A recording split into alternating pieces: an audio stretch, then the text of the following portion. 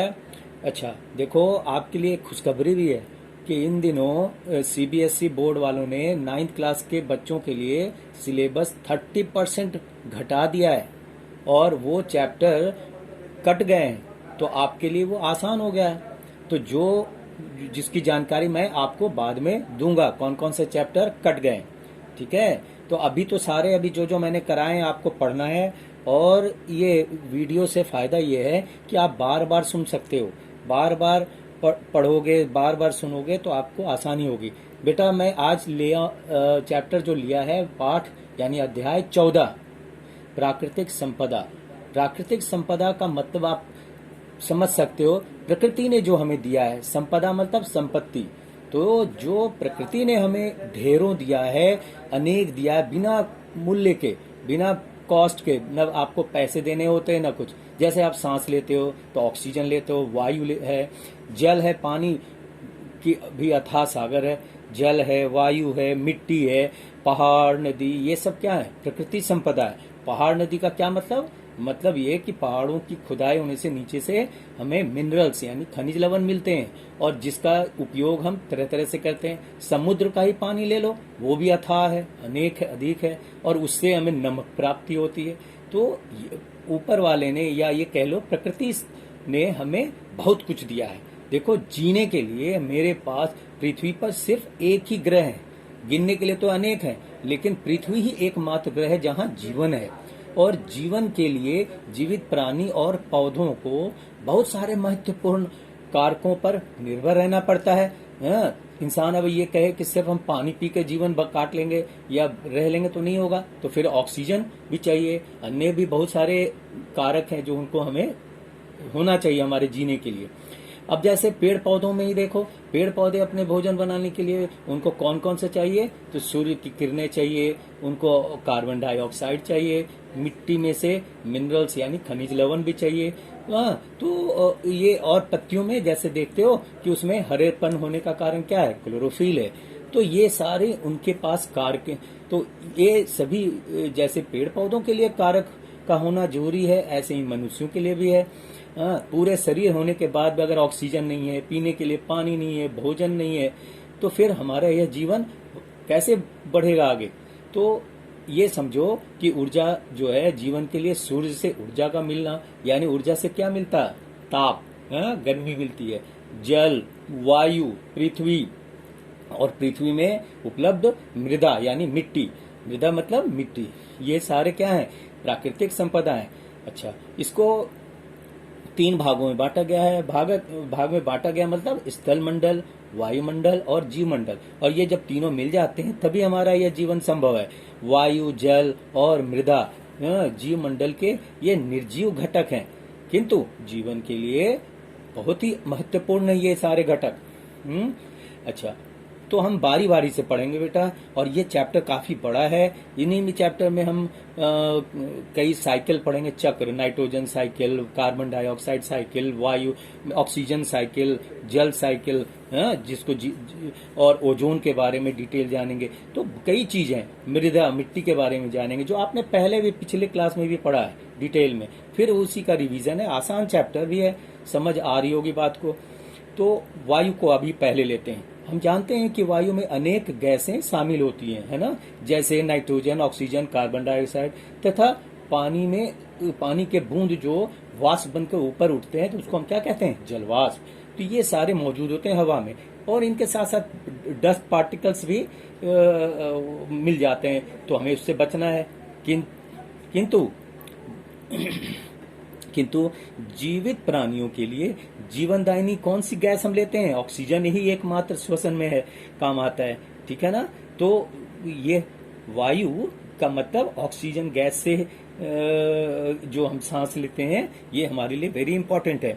वायु की गति से ही जलवायु को हम सामान्य तापमान में नियंत्रण यानी कंट्रोल में रखते हैं।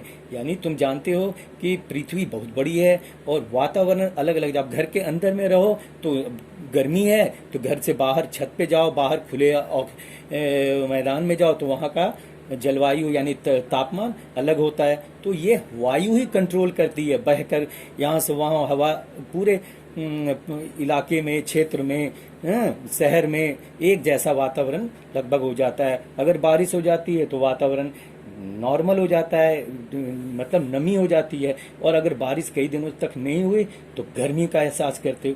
तो ये क्या है, वायु के माध्यम से ही तापमान चारों दिशा में सामान्य हो जाता है। अब जल कभी कभी कई दिनों तक अधिक गर्मी के बाद जाकर वर्षा होती है।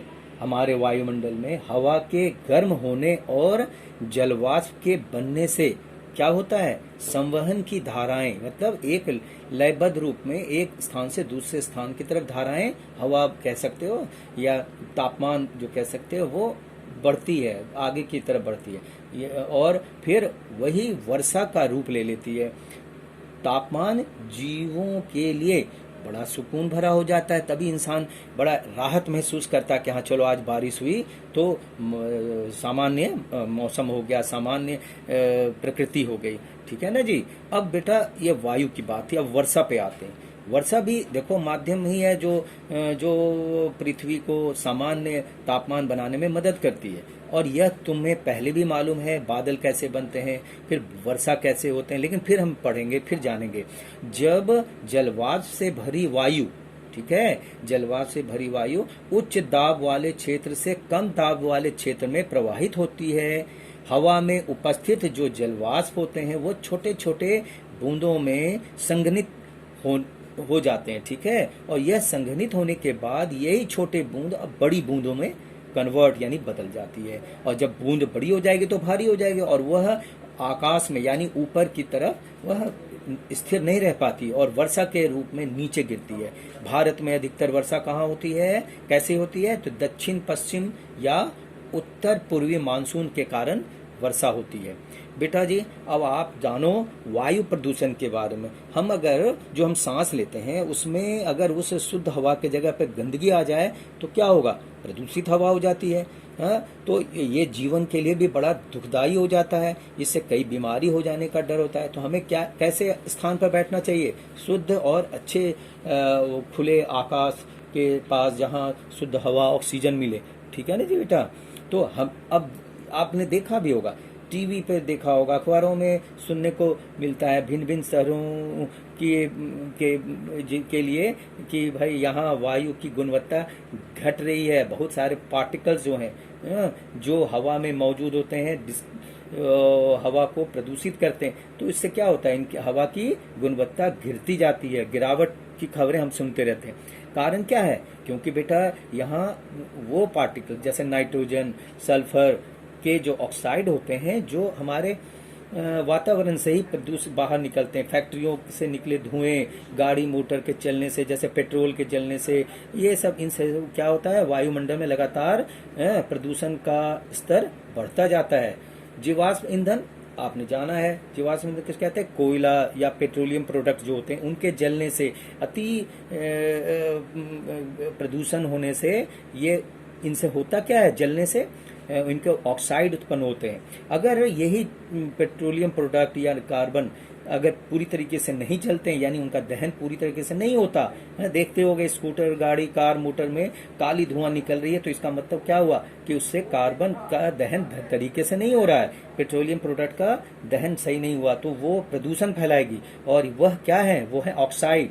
ठीक है, जैसे carbon dioxide, sulphur dioxide, nitrous oxide, तो ये सब जो है प्रदूषित हवा होती है। और ये अगर हमने सांस ले लिया तो बीमार होने के सांस के रूप में अगर ले लिया तो यह हमारे लिए बड़ा चिंताजनक वाली बात हो जाती है। एलर्जी हो जाती है, कैंसर, हृदय रोग आदि बीमारियों का प्रकोप बढ़ जाता है। तो ये जो है हमें इनसे ऐसे प्रदूषण हमें नहीं फैलाना चाहिए। और बेटा यही जो प्रदूषित ऑक्साइड हैं ये ऊपर जाकर जलवाष्प यानी जो आकाश में जो जलवाष्प होते हैं यहाँ, तो उन जलवाष्प में मिलकर ये निलंबित हो जाते हैं, मतलब मिल जाते हैं, सस्पेंडेड पार्टिकल्स के रूप में उसके साथ मिल जाते हैं। और जब बारिश होती है तो यही अम्लीय वर्षा के रूप में नीचे पृथ्वी पर गिरती है और तब किसी के शरीर पर गिरे तो वो चर्म रोग की बीमारी के कारण, या देखते होगे सिर के बाल गिर जाते हैं, तरह तरह के भयानक बीमारी भी होने के चांसेस हो जाते हैं। तो इस प्रकार से हमारे समाज में लोगों में अवेयरनेस होनी चाहिए, जानकारी होनी चाहिए कि हमें वायु को प्रदूषित नहीं करना चाहिए। कागज जलाना, पन्नी जलाना, प्लास्टिक वगैरह इन सबों का जलना यह हमारे लिए नुकसानदायक है। तो आगे हम पढ़ेंगे जल प्रदूषण, और जल से रिलेटेड फिर मृदा प्रदूषण, ये सब पढ़ेंगे। तो पहले आप घर पे भी अपने टेक्स्ट बुक में देखो क्या है। ठीक है, अब अगली क्लास।